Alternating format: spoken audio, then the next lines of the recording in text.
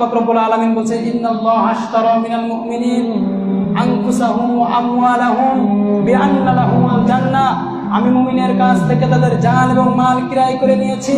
আমি মুমিনের কাছ থেকে তাদের জীবনকে কিনে নিয়েছি, তাদের মালকে কিনে নিয়েছি শুধুমাত্র এই জন্য বিআন্না লাহুমুল জান্নাহ, তাদেরকে আমি এই যে শ্রেষ্ঠ নিয়ামত জান্নাতটা দিয়ে দেব। সুবহানাল্লাহ। তাহলে এই জান্নাতের বিনিময়ে আল্লাহ পাক রব্বুল আলামিন আপনার আমার কাছ থেকে জীবন এবং সম্পদ কিনে নিয়েছেন।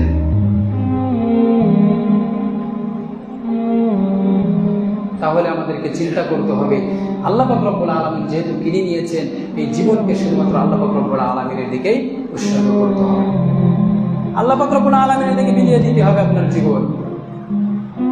মরে কিংবা বাঁচে আপনাকে 5 ওয়াক্ত সালাত আদায় করতেই হবে। মরে কিংবা বাঁচে আল্লাহ পাক রব্বুল আলামিনের যে আদেশ আপনাকে আমাকে পালন করতেই হবে।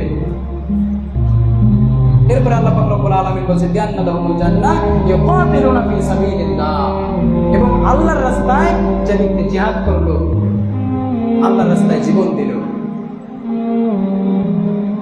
এবার আপনি আমি চিন্তা করে দেখি যে আল্লাহর রাস্তায় জিহাদ করা এর মানে হলো শুধুমাত্র অস্ত্র নিয়ে ময়দানে হাজির হয়ে মানুষকে ফাকতুলুন ওয়া ইকতালুন, হত্যা করলাম এবং হত্যা হলাম, এটাই শুধু জিহাদ নয়।